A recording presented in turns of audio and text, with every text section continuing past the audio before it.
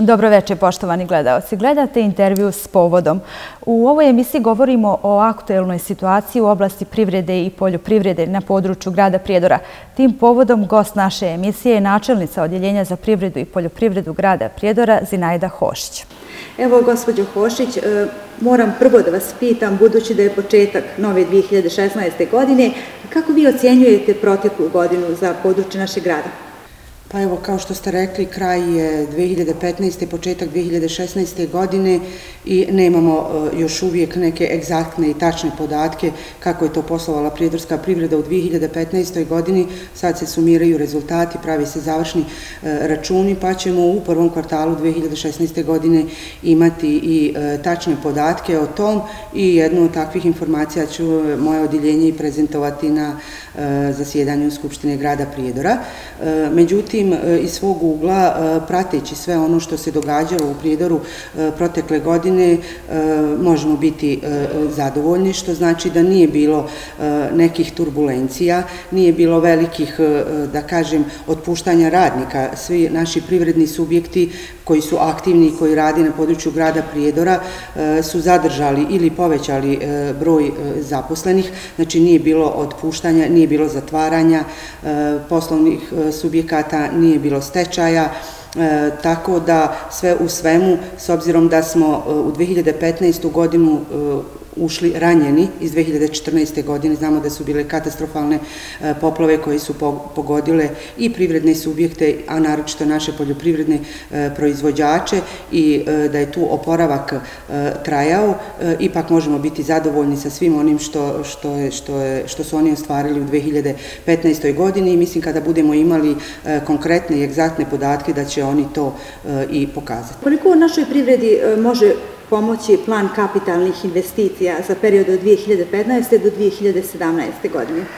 Pa mi smo na jednom od zadnjih zasjedanja Skupštine grada donijeli plan kapitalnih investicija za period 2015-2017, znači za trogodišnji period u kome smo planirali oko 148 projekata u vrijednosti 140 miliona konvertibilnih maraka. Normalno radi se i o sredstvima koje ćemo finansirati, projektima koje ćemo finansirati jednim dijelom iz budžeta, ali mnogo većim dijelom iz eksternih izvora, znači iz Vlade Republike Srpske, iz kreditnih sredstava, raznih donacija i normalno investicija, ono što će, nadam se, doći investitori u Prijedor i investirati u te projekte. Taj plan znači mnogo, znači da mi u gradu Prijedoru ono što radimo već unazad, da kažem, jedne dekade od kako je ova vlast u kontinuitetu na području grada Prijedora, planski prilazimo pristupu svih segmenata koji su bitni za život građana. Znači u tim projektima imamo prije svega velike infrastrukturne projekte jer znamo svi da bez dobro uređene i prave infrastrukture nema ni neke privredne aktivnosti, neće niko da dođe ako nema dobru infrastrukturu što se tiče tih komunalnih usluga i svega onoga što prati dobar rad i dobar promet. Tu smo predvidjeli isto tako i mnoge projekte koji su direktno vezani za poljoprivredu i za to da naši poljoprivredni proizvođači dostignu neke evropske standarde da bi mogli da participiraju i da budu konkurentni na inostranom tržištu. Prije svega to su projekti iz oblasti sertifikacije štalskih objekata, zatim projekti u voćarstvu i mnogi drugi projekti koji će dovesti do toga će naši poljoprivredni proizvođači postati konkurentni i moći izvoziti svoje proizvode ne samo na domaće nego i na inostrano tržište. Tako da je taj plan kapitalnih investicija jako značajan i jako bitan, a njegovo donošenje smo i obavezni na osnovu BFC sertifikata koji je grad Prijedor dobio 2011. godine, koji znači da smo mi grad sa povoljnim poslovnim okruženjem i na takav način da planiramo, planski pristupamo svom razvoju u svim segmentima i pošto smo ove godine u fazi resertifikacije BFC-a, jedan od uslova je bio i donošenje plana kapitalnih investicija, tako da ćemo svake godine, već programom rada za 2016. godinu smo planirali izvještaj o realizaciji plana kapitalnih investicija za 2015. godinu i tako ćemo raditi za sve ove 3 godine za koliko je plan i donešen. Taj plan bi trebao da povećaju broj zaposlenih. Kakvi su posljednji podaci o odnosu zaposlenih i nezaposlenih na području našeg grada? Pa evo, to je ono čime se grad Prijedor kao jedna od rijetkih jedinica lokalne samouprave u Bosni i Hercegovini može pohvaliti da u nas unazad 5-6 godina, to može se reći od 2009. godine, bilježimo konstantan pad broja nezaposlenih, odnosno povećanje broja zaposlenih na području grada Prijedora i to je za ovih 6 godina otprilike oko 5000 lica je manje na Zavodu za zapošljavanje.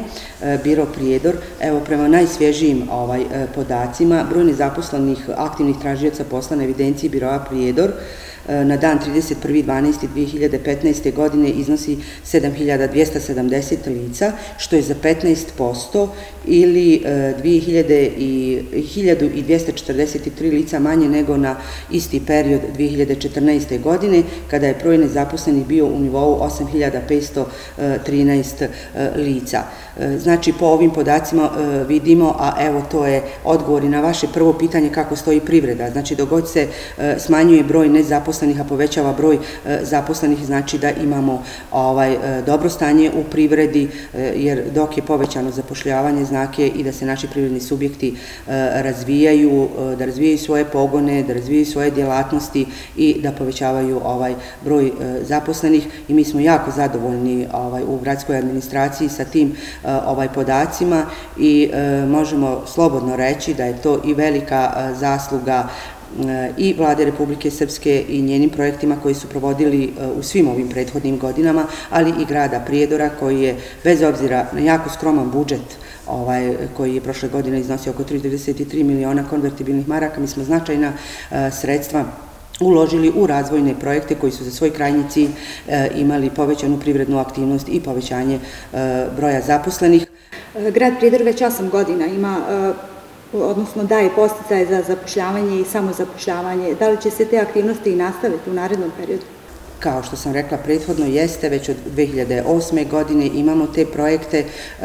Samo za vašu informaciju, prošle godine smo realizovali sve one zacrtane, da kažem planirane projekte, to je podsticaj samozapošljavanju, znači onim ljudima koji su na birou, koji su nezaposleni, a imaju jasnu poslovnu ideju, dali smo osnovna inicijalna sredstva da pokrenu neki biznis i da pođu da žive od svog rada, znači da se samo zaposle i u tu svrhu smo podržali otvaranje novih privrednih subjekata, pravnih lica i preduzetničkih radnjih, 37 novih imamo, znači, privrednih subjekata na području grada Prijedora zahvaljujući ovim podsticajima i u tu svrhu je iz budžeta grada Prijedora isplaćeno ukupno 111.000 konvertibilnih maraka. Pored toga imamo projekat podrške poslodavcima za zapošljavanje novih radnika, znači radnika sa srednjom školom, višom školom, ali i mladih visoko obrazovanih kadrova i u tu svrhu smo u 2015. godini za 43 prijedorska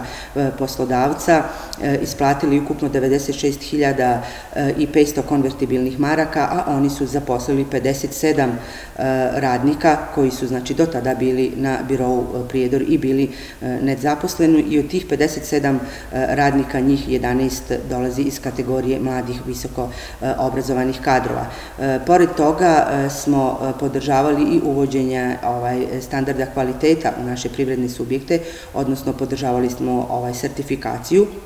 I po ovom projektu za naših 5 privrednih subjekata koji su se prijavili na javni poziv smo isplatili ukupno 16.000 konvertibilnih maraka za podršku uvođenja nekog od standarda kvaliteta, a koji će s druge strane omogućiti našim privrednim subjektima da budu konkurentni i da njihovi proizvodi mogu da se plasiraju na inostrano tržište po onim zahtjevima koji važe na evropskom tržištu. Pored toga, znači, ukupno ukupno po ovim projektima, pored toga imali smo još i preduzetničku inicijativu za žene i mnoge druge projekte. U 2015. godini iz budžeta grada Prijedora je ukupno isplaćeno 223.500 konvertibilnih maraka. Znači to su samo sredstva iz budžeta. Pored toga imali smo i posticaje u poljoprivredi. Svake godine grad Prijedor donosi pravilnik o posticajima u poljoprivredi sa jasno propisanim kriterijumima i planiramo budžetska sredstva. Prošle godine po ovom osnovu za naše poljoprivredne proizvođače iz budžeta grada Prijedora je izdvojeno 302.160 konvertibilnih maraka, gdje smo posticali sve vidove proizvodnje, i stočarstvo, voćarstvo, plasteničku proizvodnju, sistemi za navodnjavanje za naše voćare, obnovu poljoprivredne mehanizacije, finansirali smo protivgradnu zaštitu iz budžeta u iznosu od 39.000 konvertibilnih maraka. Znači da sa ovim samo projektima koje finansiramo iz budžeta, to je ukupno negdje za 2015. godinu oko 1.000.000 konvertibilnih maraka uložili u izgradnju infrastrukture u naše industrijske zone, jer imamo 3 jako dobra privredna subjekta koji su kupili zemljište u industrijskim zonama i koji su izgradili hale i počet će da rade, evo ja mislim u januaru ove godine da će početi sa radom. Znači imamo i ta sredstva za izgradnju infrastrukture do njihove parcele, jer to je po odluci obaveza grada da dovede svu infrastrukturu koja je neophodna za obavljanje djelatnosti.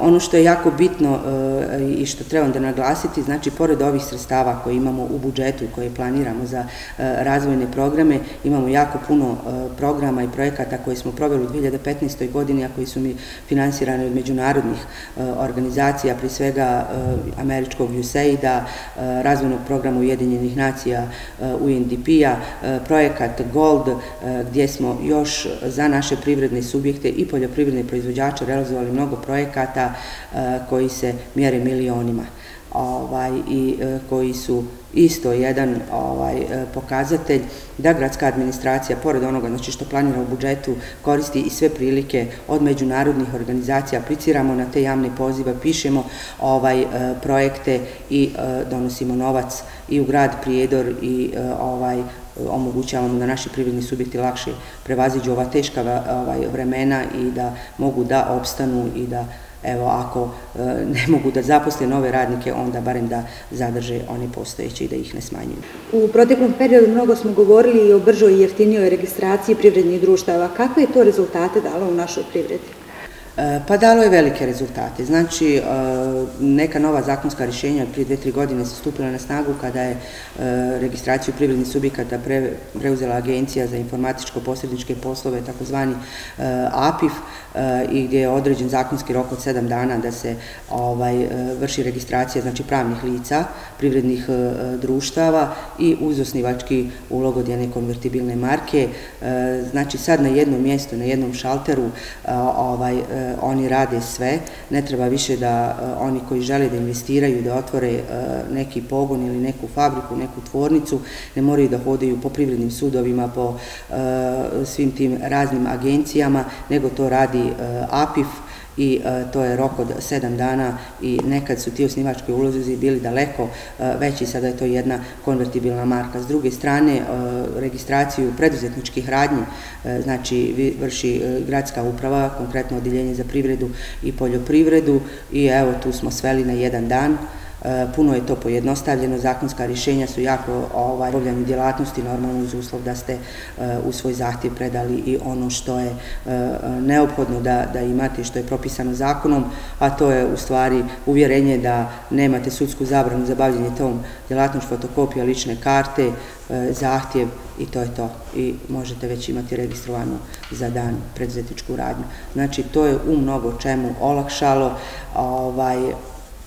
samu tu registraciju, gubljenje vremena jer kapital je takav, on ne voli puno da oteže, da gubi vrijeme, naročito, evo da kažem, strani investitori kojih imamo značajan broj u Prijedoru i koji su, da kažem, oduševljeni sa efikasnošću i gradske administracije, ali i radom naše razvojne agencije Preda, jer mi pri agenciji Preda imamo infocentar za investitore, znači imamo mlade ljude koji su na usluzi investitora od prvog njihovog dolaska u Prijedor pa do same realizacije i početka rada.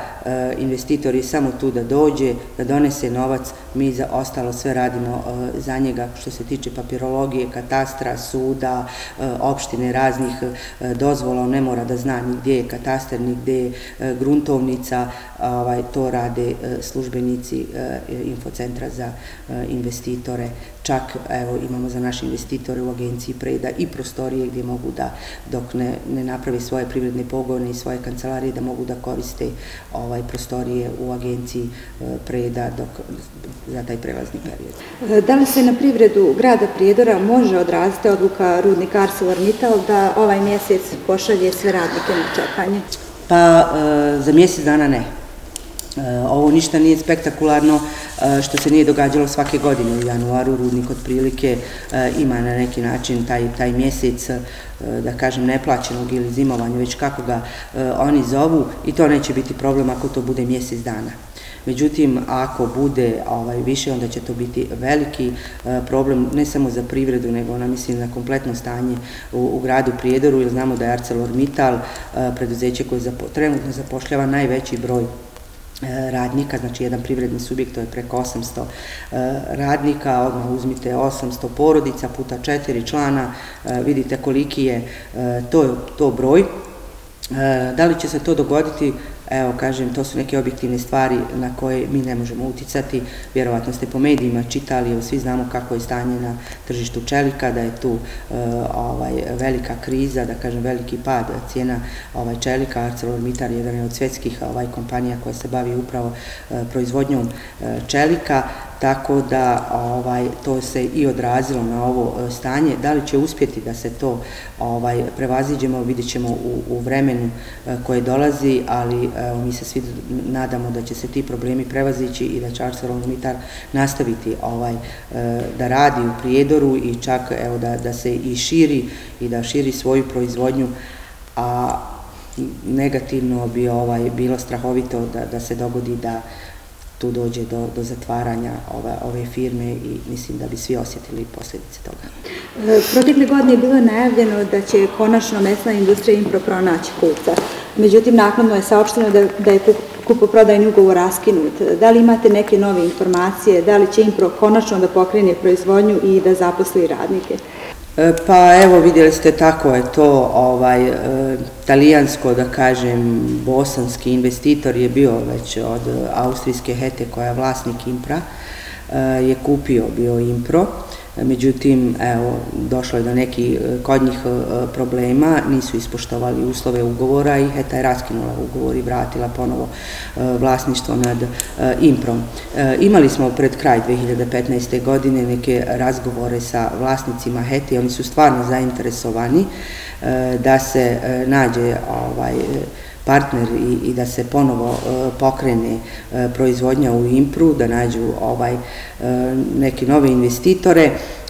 Aktivno smo u razgovorima s njima, a čak provijava jedna ideja koju smo prezentovali ministru Đokiću, ministru industrije i energetike Vlade Republike Srpske, da vlada u stvari kupi Impro od Hete i da ga prenese u vlasništvo gradu Prijedoru, a da onda grad Prijedor uradi ono što je uradio sa autotransportom. Takav je bio slučaj sa našim preduzećem za prevoz Autotransport, koji je u procesu stečaja kupila Vlada Republike Srpske, prenijela ga u vlasništvo gradu Prijedoru i evo sad Autotransport postaje svaki dan jedna respektabilna firma iz oblasti prevoza koja povećava broj zaposlenih zaposlenih radnika, koja je obnovila vozni park i evo već 2 godine zaredom posluje pozitivno i 2015. godinu su završili pozitivno, a imaju i određene planove za 2016. godinu jer će otvaraju turističku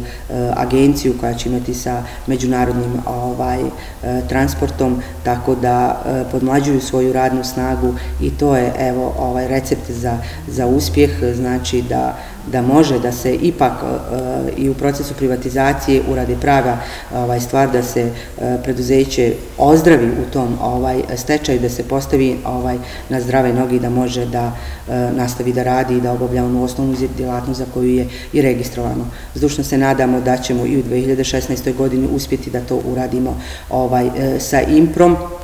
Smatramo da prehrambena industrija, da mesna industrija koja ima tradiciju na ovim područjima i imamo te ulazne faktore za razvoj te industrije, da ćemo uspjeti zatvoriti taj krug i naći strateškog partnera koji će pokrenuti proizvodnju u IMPRU i zaposliti sve one ljude koji imaju iskustva i znaju to da rade, a ako bi to uspjeli, onda bi to značilo jedan novi zamah u razvoju ne samo IMPRA i mesne industrije, nego inače i poljoprivrede. Grada Prijedora. Kako ocjenjujete rad ostalih preduzeća?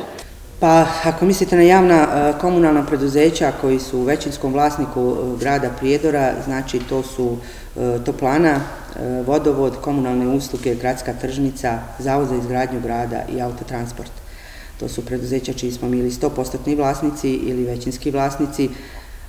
Evo vidjet ćemo njihove završne račune sad kad ih podnesu i razmatrat ćemo izvještaj o radu komunalnih preduzeća na Skupštini već, ja mislim, u martu mjesecu, ali ono koliko imamo saznanje, popravlja se stanje tu, kao što vam je poznato, pred kraj 2015. godine toplana je konačno prešla na novo gorivo, na biomasu i riješila se i skupog i nerentabilnog, a da kažem i nekvalitetnog goriva po životnu sredinu, normalno mazuta, prešla je na biomasu.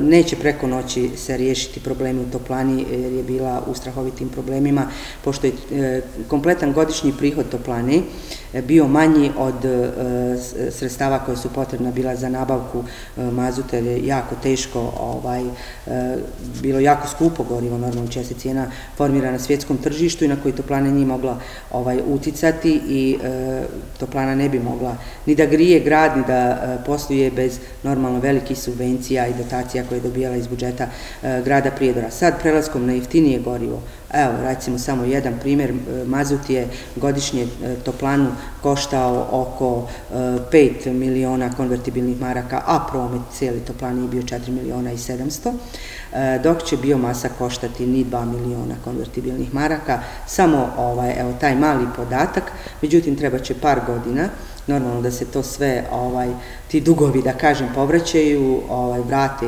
normalno i krediti i ona sva zaduženja koja toplana ima, da se toplana postavi na stabilne noge, ali će ona za evo par godina sigurno biti isplativo preduzeće, samoodrživo i neće više zavisiti od budžeta grada Prijedora, nego će moći da se sama finansira samoodrživo, a s druge strane građani grada Prijedora će imati daljinsko grijanje, znači grijanje 24 sata, sigurno kvalitetnije i bolje grijanje, a građani čistiju i bolju životnu sredinu, jer od biomase imate samo vodenu paru koja se ispušta u zrak bez ikakvih štetnih materija. Što se tiče ostalih preduzeća, komunalne usluge djeluju pozitivno već dugi niz godina.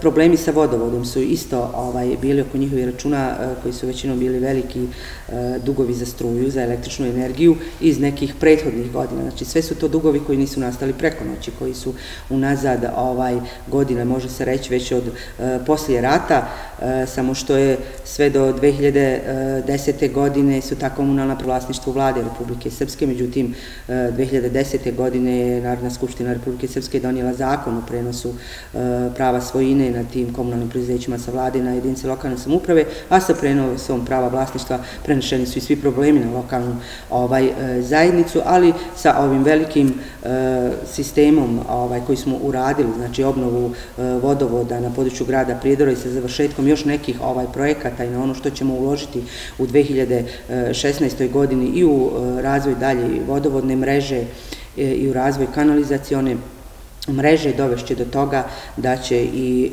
vodovod vjerovatno za koju godinu postati jedno zdravo preduzeće.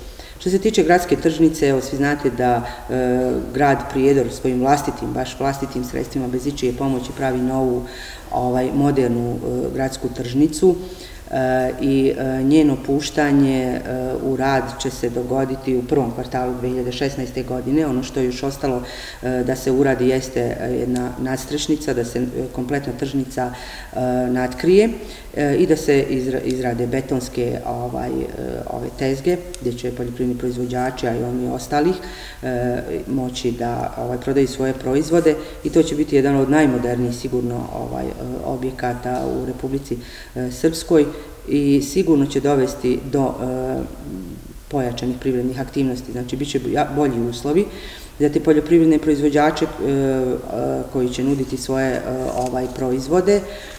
Biće veći prostor, biće tu i sredstva gdje će se moći čuvati namirnice, biće jedan dio za kvantašku pijacu gdje više neće morati naši trgovci ići u Banja Luku po nabavku robe za svoje trgovačke radnje, nego će to sada moći raditi u Prijedoru. U Prijedoru će ostajati i novac, to će značiti i novo zapošljavanje, nova radna mjesta, tako da se evo nadamo i da će i ova realizacija ovog projekta biti pozitivna za razvoj cjelokupne privredne slike grada Prijedora.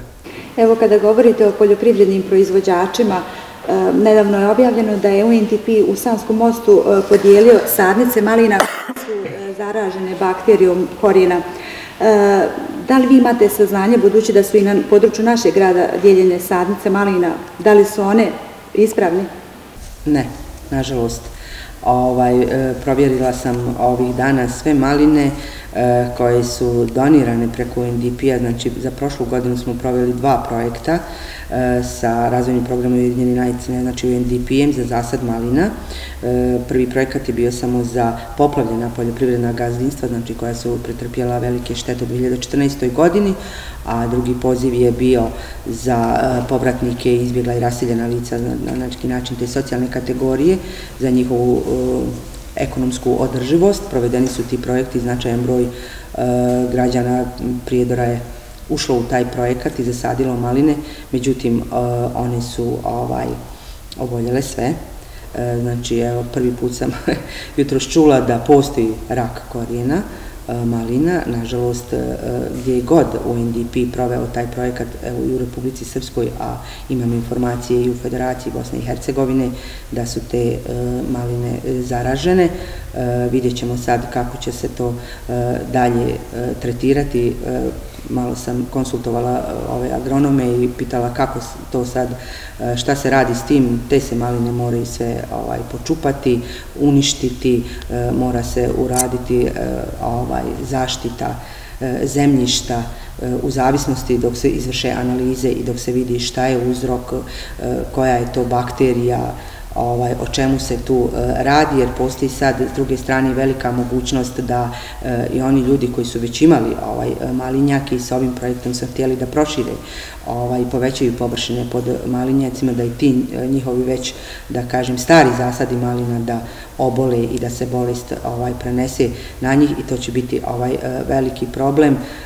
Ne znamo kako se to moglo dogoditi, vjerovatno nisu izvršene sve analize i nisu, evo da kažem, postojali ni određeni sertifikati i potvrde o kvalitetu tih sadnica koji su došle na ovo naše područje, ali evo to ćemo zajedno sa stručnjacima i sa predstavnicima UNDP-a rješavati, nastojati da zaštitimo barem stare malinjake koji su već, ima ih dosta na području grada Prijedora koji već ima par godina da se to ne dogodi, a ovo vidjet ćemo šta će se događati sad u narednom periodu.